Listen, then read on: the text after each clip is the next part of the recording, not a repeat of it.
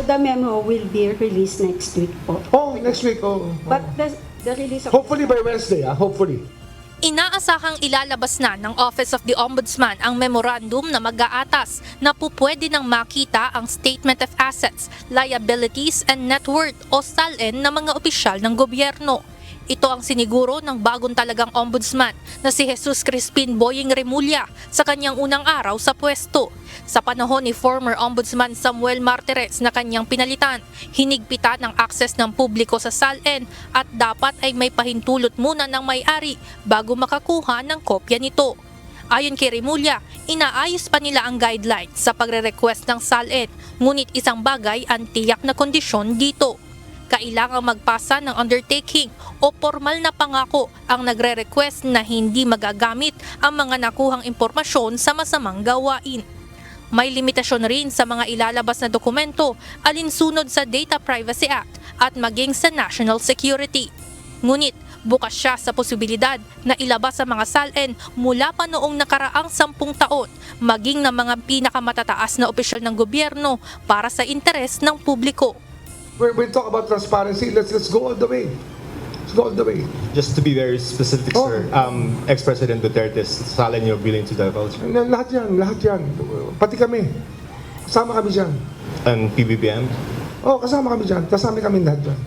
Kaalinsabay nito, ibabalik na rin ang lifestyle checks para sa public officials na tinanggal noong panahon ni dating Pangulong Rodrigo Duterte. Ang lifestyle check kasi mangyayari dyan, hindi natin i-rely lang sa fact-finding dito, sa investigators. We will ask the public to contribute to us sa lifestyle checks. We will open a line for that. So that, kasi ang kapitbahay naman na pwede magsabi kung anong buhay ng gusto mong pag-aralan eh. Pagdating naman sa flood control scandal, inaasahan na makakapagsampa na ng kaso ang Office of the Ombudsman sa susunod na buwan laban sa mga taong sangkot sa katiwalian at pagnanakaw sa kaban ng bayan. Ayon kay Ombudsman Remulla, sa susunod na linggo ay makikipagpulong na rin siya sa presiding justice ng Sandigan Bayan para sa mga magiging proseso nito. Filing within the month, mahirap mangako. But before the year. by November. Within November. By November. Marami na tayo makafile that time. By November. Pero tingnan natin, baka may hinog na, pa-file namin agad. We will tell you. Maaari din anyang i-adopt ang mga kasong una nang inirekomenda ng National Bureau of Investigation na Anti-Graft and Corruption Practices Act, indirect bribery at malversation. Paliwanag ni Remulla, sa higit 60 mga kongresistang nasasangkot sa issue, may mga individual na silang nakikitang madaling mapatunayang guilty.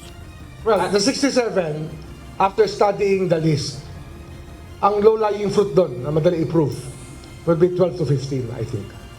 The rest, baka kailangan pang pagtagpi-tagpiin ang data, ang evidence. Samantala, hihilingin din ni Remulla sa Sandigan Bayan ang pagbuo ng isang special division na tututok sa mga kasong isasampa kaugnay ng flood control scandal. Evan Alvarez, UNTV News and Rescue. Diyos ang aming sandigan, serbisyo publiko ang aming pinahahalagahan.